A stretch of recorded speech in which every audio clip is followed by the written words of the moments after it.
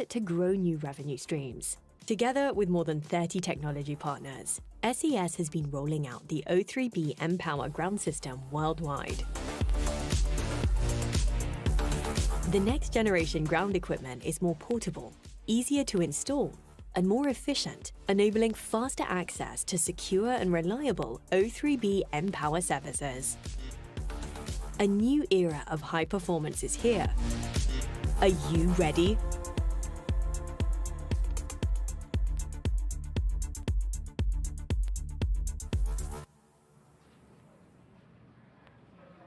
On your screen is a live view of our Falcon 9 vehicle. The two-stage Falcon 9 stands 229 feet tall, or slightly taller than the Leaning Tower of Pisa in Italy. When it's fully fueled, it'll hold just over 1 million pounds of propellant that the vehicle will burn through in less than 3 minutes after liftoff. We began loading those propellants on both stages at about T-minus 35 minutes. Now, starting from the very top of the rocket, our payload today is safely enclosed inside of the 17-foot diameter payload fairing, which is that structure at the very top of the rocket. It's made out of a carbon composite material. The fairing protects satellites on their way to orbit, and the fairing halves will be jettisoned approximately 3 minutes into flight. Now, for today's mission, we have 2 spacecraft on the second stage and inside the fairing. Each payload will deploy at separate times, about 6 minutes apart from each other. And the fairing halves supporting today's mission are flight proven, with one half flying for its 3rd time and the other half flying for its 4th time. Now, just below the payload fairing, we have the second stage that will take the O3b mPOWER payload to space. The second stage will ignite its single Merlin vacuum or MVAC engine about 2.5 minutes into flight, and then relight for a 2nd and 3rd time before we deploy the 2 satellites. Below the second stage, we have the inner stage, which is a part of the first stage. And as you can see on your screen, the carbon fiber inner stage has a distinct black color because it is unpainted TPS, or thermal protection system, and it protects the composite material of the inner stage. Now, at the bottom of the first stage, there are 9 Merlin engines that will get the Falcon 9 off the ground and up into the thinner parts of the Earth's atmosphere. Shortly after liftoff, the first and second stages will separate from one another. Then the second stage will continue to orbit, while the first stage will start making its way back down to Earth. The first stage is designed to be reflown with minimal refurbishment between flights. Today's booster is actually flying for the 2nd time, having previously supported the Crew 6 mission back in March, a little less than 2 months ago. Now, if we're successful in recovering the booster on screen, it will mark the 188th successful recovery of an orbital-class rocket. And lastly, that large truss structure. For strong back retract. That large truss structure is the strong back, or the TE, transporter erector. As you heard on that call out, we are pressing for the strong back retraction. But the TE is what routes the vehicle's fluids, power, and telemetry umbilicals from the ground systems to the rocket and satellites until Falcon 9 goes on internal power and clears the pad. Strong back retract has started. There, you heard that call out that the sequence for starting strong back retraction has begun. You'll physically see the strong back retract in just a few moments. Now, while we're waiting for the TE to retract, you'll see that the clamp arms just below the fairing are opening there. You can see that they have opened up. Now, the first stage is connected to a launch mount at the base of the TE, but the structure is hinged, so it will retract away from the vehicle in preparation for launch. And as you heard, the strong back is also what the launch team refers to as the transporter erector. Now, at this point in the countdown, both the first and second stages are nearly fully loaded with 1 million pounds of kerosene fuel and liquid oxygen. Both the first and second stages should finish loading propellant about a minute apart from each other, with the first stage finishing up at T-minus 3 minutes here in just about 15 seconds, and the second stage at T-minus 2 minutes. Now, those white clouds you see around the vehicle is the chilled Stage gas. Stage 1 lock load complete. There's that call out that stage 1 liquid oxygen loading is complete. Stage 2 should follow shortly in just about a minute. Now again, that venting white cloud that you see is from the TE LOX line and is totally expected.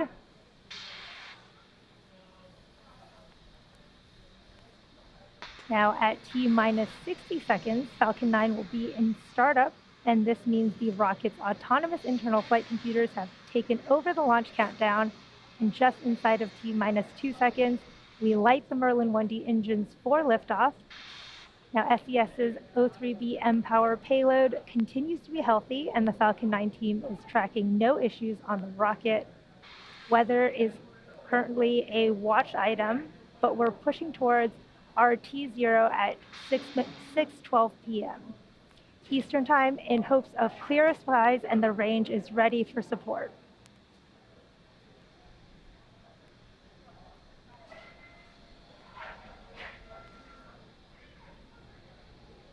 Stage 2 LOX load complete.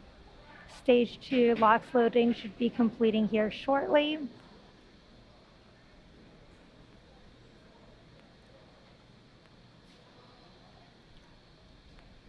Now again, at T minus 1 minute, Falcon 9 will be in startup, where the first and second stages will begin pressurizing for launch, and Falcon's internal flight computers will take over the launch Ground gas countdown. close up.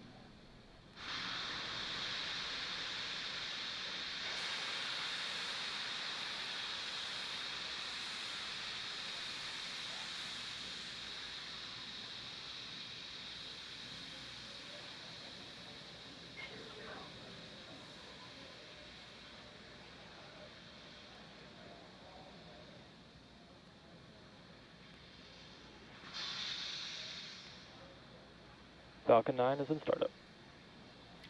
Falcon 9 is in startup. The internal flight computers have taken over the launch countdown.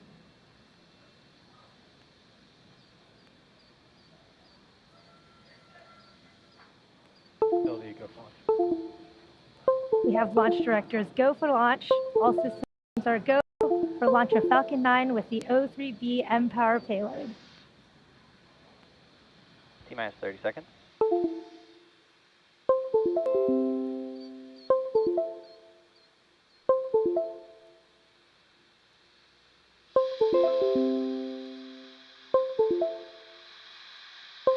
Seconds.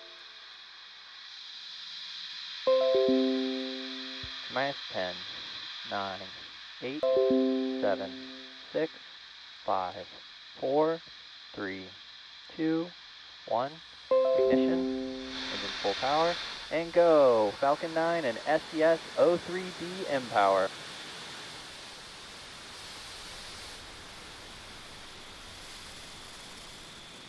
Stage 1 propulsion is nominal.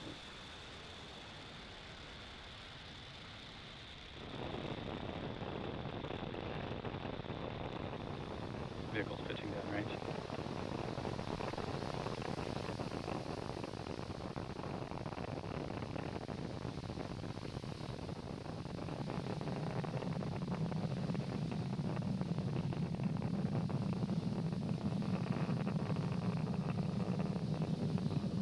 Falcon 9 has successfully lifted off of Pad 40 at Cape Canaveral Space Force Station, carrying the O3b mPOWER payload.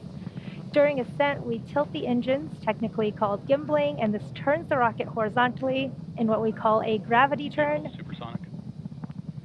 You heard that call out that the vehicle is now supersonic, and we will be throttling the engines down in preparation for max Q, or maximum aerodynamic pressure, in just a couple seconds. Max Q.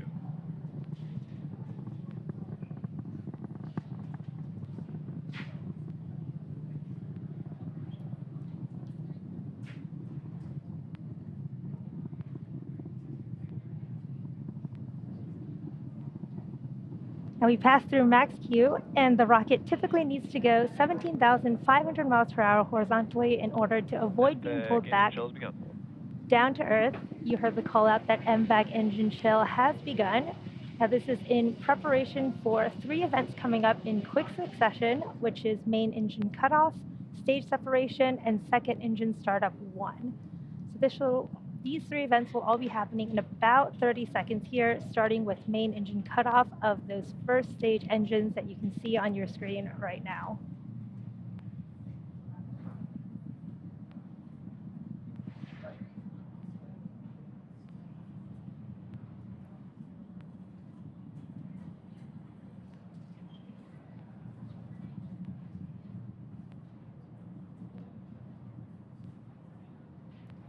Stage 1 throttling down.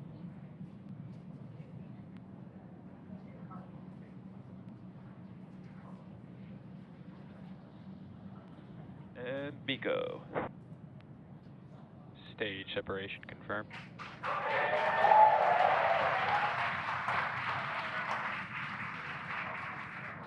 MVAC ignition. And there you heard and saw those three events happening back to back: main engine cutoff, stage separation, and that second engine startup one of our second stage. You can see those grid fins on the first stage deploying as the first stage begins to make its way back down to Earth. Now the next event in just a few seconds here will be fairing separation, where the two halves of the fairings will separate to reveal our O3b mPOWER satellites.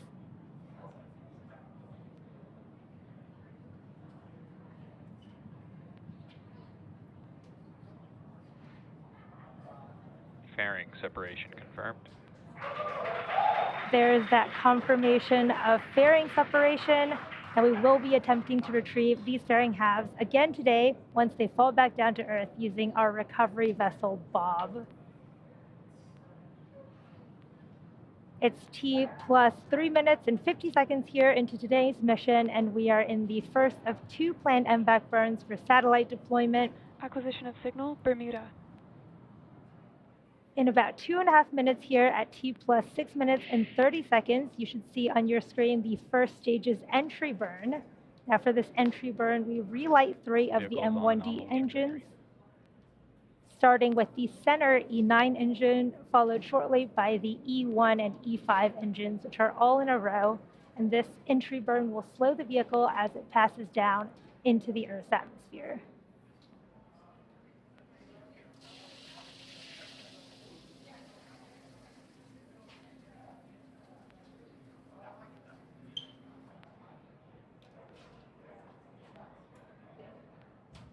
Beautiful views from the first and second stages on your screen. Now the first stage is making its way back down, preparing for its entry burn. And we need to perform this entry burn to help reduce re-entry forces on the first stage, which will help us recover and reuse the booster. Now again, during the re-entry burn, the first stage on the left will decelerate by firing its Merlin engines. It'll fire 3 out of the 9 engines, and this will actually cause the vehicle to fly down through the plume, which will deposit some of that soot back onto Falcon 9.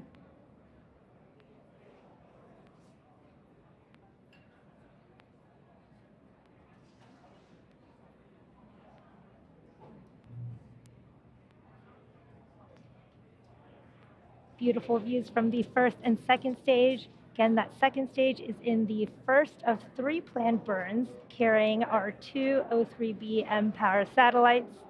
And the first stage is coming down, awaiting the start of its entry burn at T plus 6 minutes and 30 seconds. This will be about a 20-second entry burn.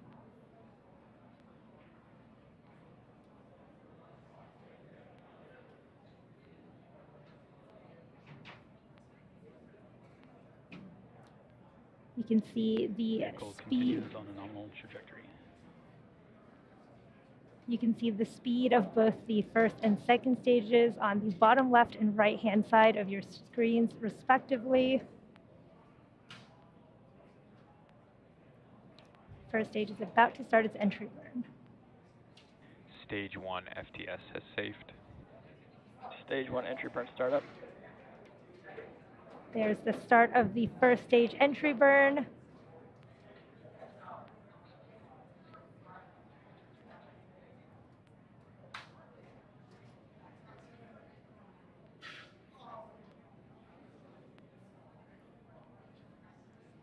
Stage 1 entry burn shutdown.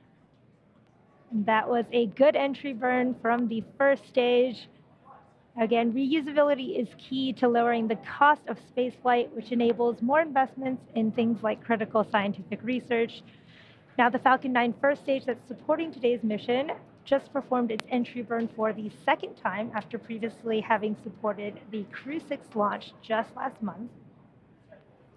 Now, the Merlins on the first stage are optimized for sea level, whereas that MVAC engine you see on the second stage there is optimized for vacuum, which just means that it has a much bigger nozzle compared to the M1D engines on the first stage.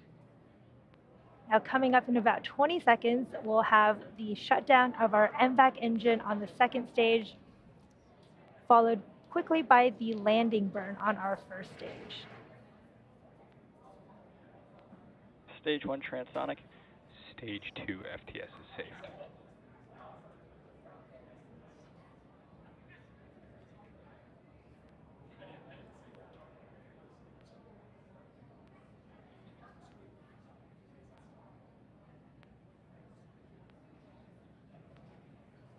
And Seco.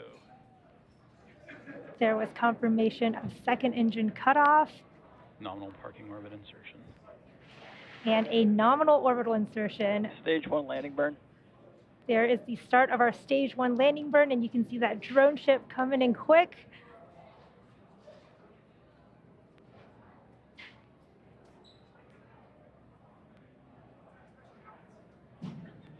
Stage 1 landing leg deploy.